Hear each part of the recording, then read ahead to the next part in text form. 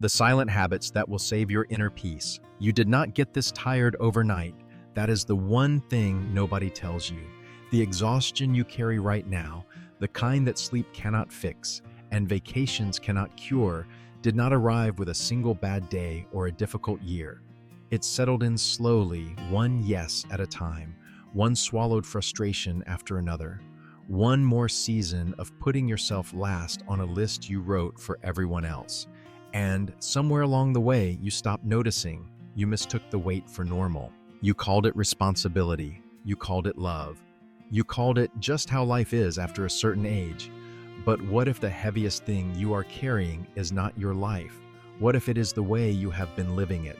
Seneca, the Stoic philosopher who advised emperors and statesmen in ancient Rome, once wrote that it is not that we have a short time to live, but that we waste much of it.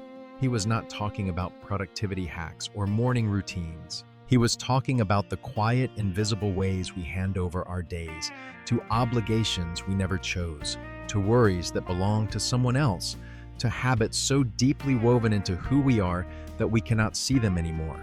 He was talking about people exactly like you and me. This is not a video about starting over. You have lived long enough to know that starting over is a fantasy sold to people who have not yet earned the wisdom of experience. This is about something far more powerful, recognizing what you have been carrying that was never yours to hold, and setting it down with the kind of quiet, deliberate strength that only comes from decades of living. There are 7 silent habits that protect inner peace, and most of them have nothing to do with adding something new to your life. They are about removing what no longer serves you. Some of what you will hear today may sting a little because the truth often does when it arrives late. But stay with this until the end, because the final habit is the one most people over 45 resist the hardest, and it is also the one that changes everything. Your peace did not leave you. It got buried. And you already have everything you need to uncover it again. Habit 1, stop paying debts you never signed for. There is a man named Richard in a suburb outside of Cleveland, 61 years old, retired from 33 years at the same manufacturing company, good pension, healthy marriage mostly, 2 grown kids who call on Sundays sometimes. By every visible measure, Richard's life looks like something to be proud of, and he is proud. But on a Saturday morning last October, he sat alone in his kitchen at 6:15, coffee going cold in his hands, and realized he could not name a single thing he was looking forward to. Not one. The week ahead felt like a hallway with no doors. He was not depressed, not in crisis. He was just empty in a way that startled him, because he had spent his whole life making sure everyone around him was full. Richard's story is not unusual. It is in fact so common among people over 45 that it barely gets talked about. You fill roles for decades: parent, provider, problem solver, the reliable one, the strong one, the one who shows up first and leaves last. Each of those roles carries an energy cost, a silent withdrawal from an account that nobody tracks and nobody replenishes. Marcus Aurelius, the Roman emperor, who spent his nights writing private reflections while governing an empire at war, understood this cost intimately. He wrote, "You have power over your mind, not outside events.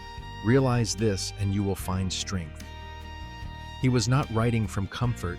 He was writing from a military camp on the Danube frontier, surrounded by plague and political betrayal, reminding himself that the one territory he could actually defend was the territory inside his own skull. That reminder matters now more than ever, because the debts Richard was paying, the ones draining him dry, were not debts he ever consciously agreed to. They were accumulated expectations, the expectation that he would always handle the finances, the expectation that he would mediate his brother's arguments, the expectation that retirement meant being available for everyone else's schedule. None of these were written in a contract. None were discussed. They just grew year after year like ivy on a wall until they became part of the structure itself. You probably recognize this pattern in your own life. Maybe you are the one who plans every holiday gathering. Maybe you are the first person your adult children call when something breaks, not the plumber, not a friend you. Maybe your phone buzzes with requests that nobody ever thanks you for fulfilling. Each one feels small. Each one is manageable. But stacked together across months and years and decades, they form a weight that bends your spine so gradually you forget what it felt like to stand straight. The first silent habit is this: stop paying energy debts you never signed for. Not dramatically, not with a speech or a confrontation, just with awareness. Notice the next time you say yes, before your body has even finished processing whether it wants to. Notice the pause that does not happen. The evaluation. You skip the automatic compliance that kicks in before thought arrives. That pause, the one you have been skipping for 30 years, is where your peace has been waiting. Richard found his on that Saturday morning in the kitchen. Not through revelation, but through the simple, startling act of sitting still long enough to feel what was missing. Habit 2. Refuse the illusion that every burden is your duty. If you grew up in America any time before the mid-1980s, you absorbed a particular gospel without anyone preaching it directly. Work hard, do not complain, take care of your people, handle your business, and above all, do not be the person who quits, who rests when others are still going, who puts themselves first when somebody else might need something. These values built highways, raised families, and held communities together. They are not wrong, but they carry a hidden cost that nobody warned you about because the generation that passed them down was too busy surviving to notice the damage. The cost is this: you learn to confuse exhaustion with proof of your worth. Somewhere deep in the wiring, a belief took root that if you are not tired, you are not trying hard enough. If you are not stretched thin, you must be selfish. If you take a full Saturday for yourself with no obligations and no guilt, something must be wrong with you. That belief is a lie dressed in the clothing of virtue, and it has been stealing from you for decades. It shows up in the way you feel restless on a quiet afternoon, as if peace itself is a sign of negligence. It shows up in the guilt that arrives when you sit down before the dishes are done, even though nobody asked you to do them. Epictetus, who was born a slave in the Roman Empire and endured physical abuse before earning his freedom through intellectual brilliance, taught a single principle that dismantled this lie completely. He said, "It's not what happens to you, but how you react to it that matters." But the depth of this teaching goes beyond simple reaction. Epictetus spent years distinguishing between what is up to us and what is not up to us. Your effort is up to you. Your integrity is up to you. But other people's expectations, their disappointments, their inability to manage without you, those are not up to you. They never were. He taught this in a small school in Nicopolis to students who were senators and soldiers, men who held real power in the world and still could not hold power over their own reactions. His classroom was proof that rank and age do not automatically grant this wisdom. It must be practiced. Think about your own life for a moment. How many of the burdens you carry right now did you actually choose? Not the ones that grew from love, like raising your children or caring for an aging parent. Those are sacred even when they are heavy. The question is about the other ones. The committee you joined because nobody else volunteered. The weekly phone call with a relative who drains every conversation into complaint. The extra hours at work you put in because the younger employees might think less of you if you left on time. These are not duties. They are habits wearing the mask of duty, and the mask has been on so long that you have forgotten there is a face underneath. Refusing this illusion does not require a revolution. It requires a question asked honestly and repeatedly. Is this mine to carry, or have I just been carrying it so long that I forgot to ask? The answer, when it comes, will not always be comfortable. But comfort was never the point. Clarity is. Habit 3. Recognize the drain and name its source. Carl Jung, the Swiss psychiatrist who spent a lifetime mapping the hidden architecture of the human mind, wrote something that should be pinned above every bathroom mirror in America. Until you make the unconscious conscious, it will direct your life and you will call it fate. Read that again and let it settle. Because what Jung described is exactly what happens when you spend decades giving your energy away without examining why. You already know who drains you. If you are honest with yourself, truly honest, you can name them without hesitation. The friend who never asks how you are doing, but always has a crisis that needs your attention. The sibling who calls only when money is tight. The coworker who offloads tasks with a smile and a compliment that somehow always leaves you holding the extra weight. You know, you have always known. The harder recognition, the one that takes real courage, is admitting your own role in the pattern. Because every drain has two ends. One belongs to the person pulling, the other belongs to the person who never disconnects the hose. Marcus Aurelius wrestled with this very tension. Here was a man who ruled the known world, surrounded every day by flatterers, schemers, and generals who demanded his attention and his favor. His personal journal, which we now call Meditations, was never meant for publication. It was a nightly practice of radical honesty with himself.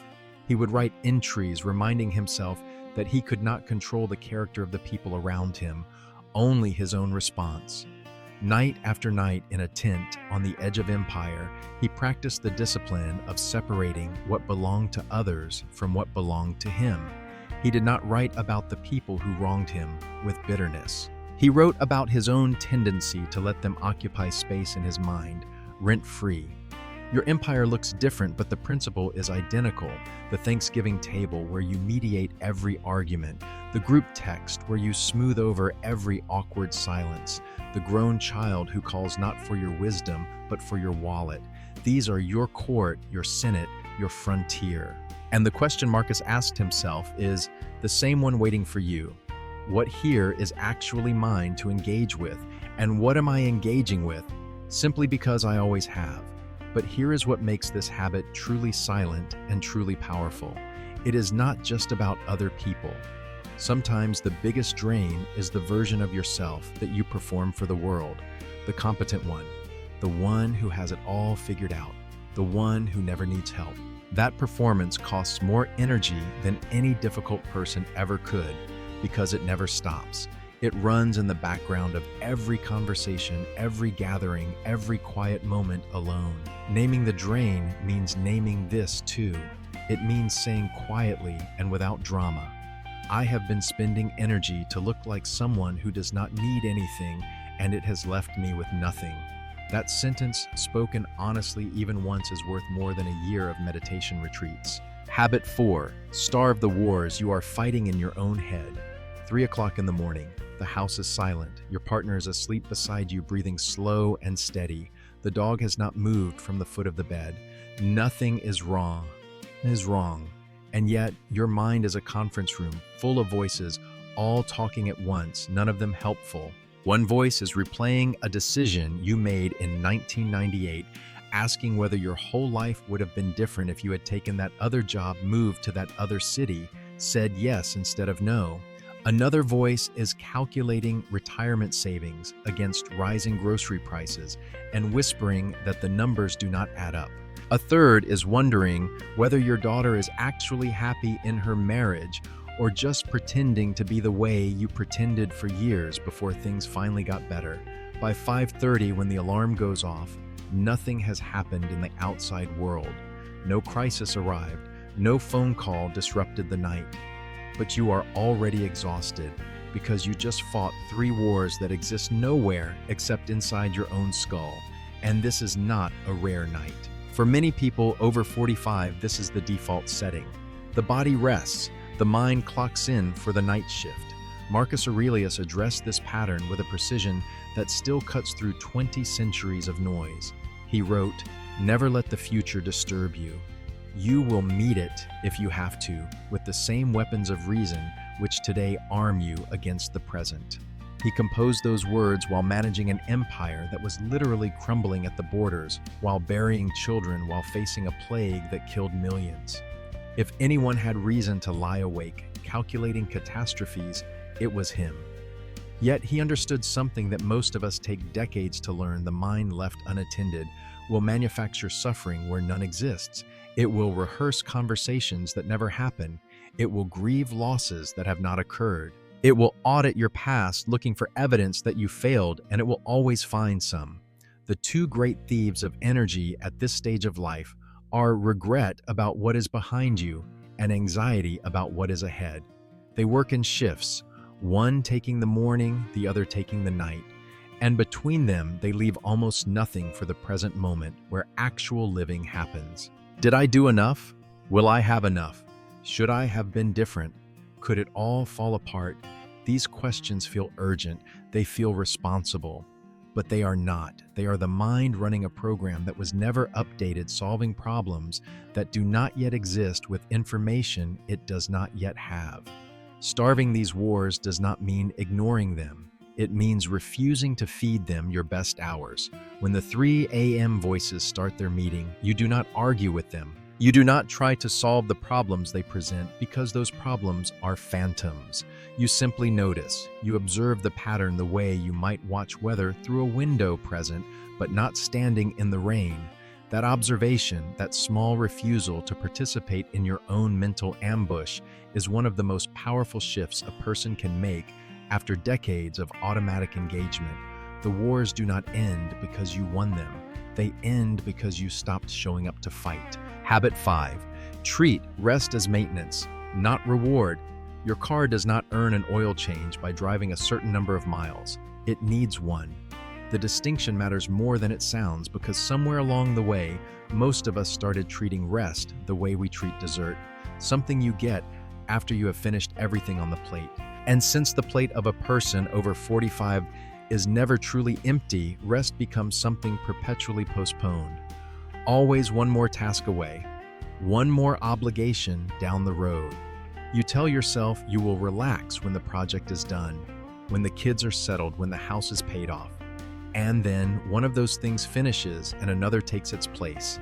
And the rest you promised yourself stays exactly where it has always been on the horizon, visible but unreachable. This is where the practical power of silence lives, not in a 10-day meditation retreat in the mountains, not in a $3,000 wellness weekend, in 10 minutes of stillness before anyone else in the house wakes up.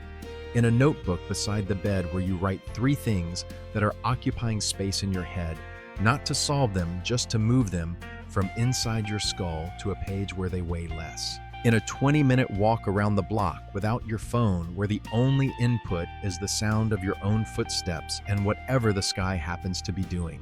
These are not luxuries, they are maintenance. Your mind has been running at high output for decades, processing decisions, absorbing other people's emotions, managing logistics that would overwhelm a project manager, and it has done this without a scheduled service interval, no diagnostic check, no coolant flush. Just more miles, more load, more demand. The fog you feel some mornings, the heaviness in decisions that used to feel simple, the shortening of your patience with people you love. These are not signs of aging. They are signs of deferred maintenance on a system that has been running without a break for longer than most machines are built to last. The specific practices matter less than the principle behind them. Meditation works, but so does sitting on your porch with nothing in your hands for 15 minutes. Journaling works, but so does talking out loud to yourself in the car on the way home, actually saying what you are feeling instead of rehearsing what you need to do next. Nature works, and it does not require a national park, a backyard, a bench by a parking lot with one tree, the sky from your kitchen window. The point is not the setting. The point is the interruption of the pattern, the deliberate insertion of a moment where you are not producing, not responding, not managing, not performing. This is the habit that requires no wisdom, no philosophy, no quote from an ancient text. It just requires permission. Permission you have been waiting for someone else to give you, when the only person who can give it has been standing in your shoes this whole time. Habit 6. Say no without apology and without guilt. There is a woman named Diane in a suburb of Atlanta, 52 years old, 3 siblings, all of whom live within driving distance, and for 20 years, Diane has been the one who organizes Thanksgiving. She books the house plans, the menu manages the dietary restrictions, mediates the tensions between her older brother and her younger sister, and by the time the turkey is carved, she is so depleted that she spends Black Friday on the couch, unable to move, not from overeating, but from overgiving. Last year, Diane decided not to host. She did not announce it with fanfare or deliver a speech about boundaries. She simply told her siblings in September that she would not be organizing the gathering this year and that someone else was welcome to take it on. Nobody did. There was no Thanksgiving gathering for the family last year. Her mother called twice to express concern. Her brother sent a text that said, "So we're just not doing holidays anymore." Diane sat with the guilt for about 2 weeks. It was heavy physical, almost a tightness in her chest every time she thought about that empty table. And then something shifted. December arrived, and for the first time in 2 decades, Diane felt rested entering the holiday season. She had energy for phone calls she actually wanted to make. She bought gifts with thought instead of exhaustion. She visited her mother on her own terms, stayed for exactly as long as she wanted, and drove home feeling full instead of hollow. The world did not end. The family did not dissolve. In fact, her younger sister quietly started a group text in January, asking about Easter plans, the first time anyone besides Diane had initiated a family event in over a decade. The space Diane created by stepping back became the room someone else needed to step forward. Seneca, who served as advisor to Emperor Nero and navigated one of the most dangerous political environments in human history, understood that choosing where to invest your presence was not coldness but wisdom. He counseled that the wise person guards their time more jealously than their money, because lost money can be recovered while lost time cannot. He wrote those words from a position of enormous privilege and enormous risk, knowing that a wrong move could mean exile or death. Yet even in that pressure, he maintained that the ability to say no was not a luxury reserved for the powerful.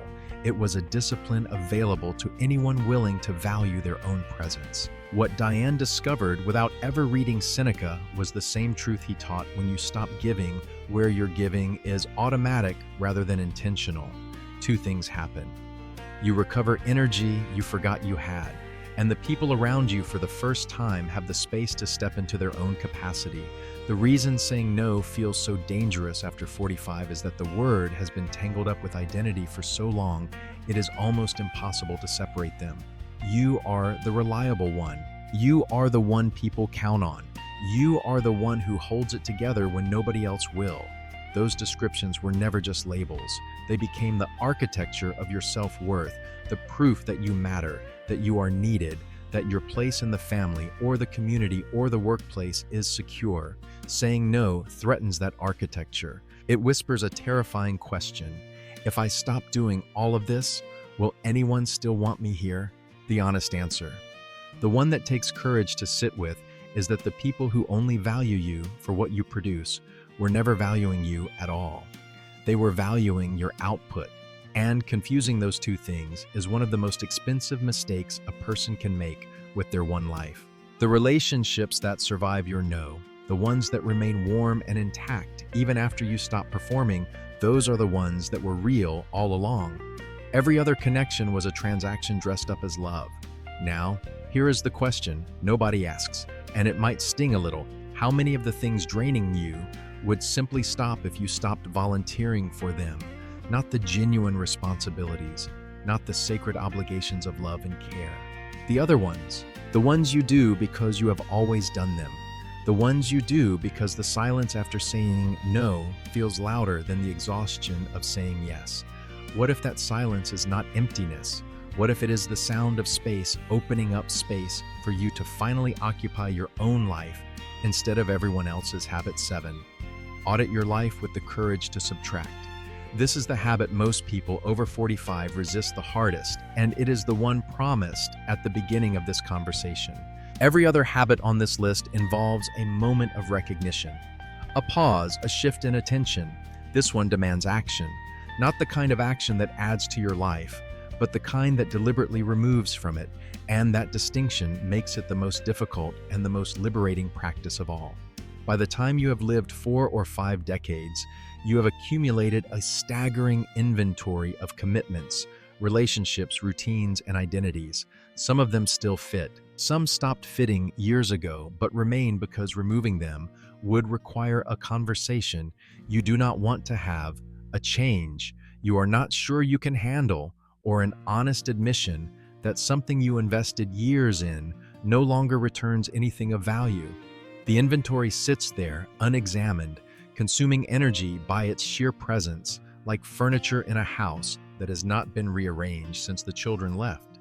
You walk around the pieces every day without questioning whether they still belong. Epictetus, who went from slavery to becoming one of the most respected teachers in the Roman Empire, taught that no person is free who is not master of themselves. Freedom in his philosophy was never about external circumstance. He had been a slave. He knew external freedom could be taken. The freedom he taught was internal, the ability to choose what occupies your mind, your time, your energy. And choosing requires the willingness to subtract to look at the full landscape of your life and ask with genuine honesty, what is still growing here and what am I just watering out of habit? He did not ask his students to abandon their lives. He asked them to examine their lives with the kind of ruthless clarity that most people reserve for other people's problems. This audit is not a dramatic reinvention. You are not quitting your job selling the house or disappearing into the mountains. It is quieter than that and braver. It might mean ending a friendship that has been on life support for 5 years, one that you maintain through obligation lunches and birthday texts that neither of you means. It might mean stepping down from a volunteer board that you joined with passion a decade ago, but now attend with dread. It might mean telling your adult child with love and without cruelty that you trust them to handle their own problems, and that your phone does not need to be their first call for every difficulty. And here is what nobody warns you about: the first thing you feel after subtracting is not relief. It is emptiness. A space opens where the obligation used to sit, and that space can feel almost threatening because for decades, your identity was built on filling every gap. The Tuesday evening that was always reserved for that committee meeting is suddenly open, and you do not know what to do with yourself. You might reach for your phone. You might invent a new task to fill the void. Resist that impulse. Sit in the openness. Let it breathe, because that unfamiliar emptiness is not a sign that you made a mistake. It is the first honest silence your mind has heard in years. The discomfort passes. What remains underneath it is something you forgot existed: space to think a thought that belongs entirely to you. Space to notice what you actually want on a Thursday evening when nobody is asking you for anything. What you have at this stage of life that a 25-year-old does not is pattern recognition. You can look back across decades and see with genuine clarity which relationships gave you energy and which ones slowly bled it away. You can identify the commitments that aligned with who you were becoming and the ones that kept you tethered to who you used to be. You can trace the shape of your own habits across years, not days. And that long view is not a burden. It is a superpower. The discipline to subtract, to let go, to choose less, but choose deliberately is not loss. It is refinement. A sculptor does not add clay to find the figure inside the stone. The figure was always there. The art was in knowing what to remove. There is a particular kind of morning that arrives without announcement. The light comes through the window the same way it always does. The coffee maker hums its familiar rhythm. Nothing about the world has changed, but something inside has shifted quietly, the way a bone heals beneath the skin. You sit down, and for the first time in longer than you can remember, the silence does not feel like something missing. It feels like something returned. That morning is not a fantasy. It is what waits on the other side of these habits. Not perfection, not the absence of difficulty or obligation, but the presence of yourself in your own life. The version of you that is not performing competence, not absorbing everyone else's weather, not running calculations about a future that has not arrived. Just you. Sitting in a kitchen, drinking coffee that is still warm, noticing that the weight you carried for so long was not the world. It was your grip on the world, and your hands were always yours to open. Marcus Aurelius, in one of his final meditations, reminded himself that the present moment is the only one any of us truly possess. Not the years behind you, not the ones ahead. This one, right now. And the choice of what to do with this moment, where to place your attention, what to carry and what to set down. that choice is the only freedom that cannot be taken. You did not arrive at this point in your life by accident. Every scar, every compromise, every sleepless night built the wisdom you carry now. That wisdom is not a souvenir. It is a tool. Use it. Protect your energy, not because the world deserves less of you, but because the people and the moments that truly matter deserve the best of what you have left to give. And you deserve to be present for it. If something in this conversation stayed with you, if one habit made you pause, or one sentence landed somewhere deeper than expected, share this with someone who needs to hear it. Not because I'm asking you to, but because you probably already know exactly who that person is. Hit the like button if this earned it. And if you want to keep walking this road together, subscribe and stay close. There is more ahead, and your presence here is not something I take lightly. Until next time, guard your peace. It was always yours.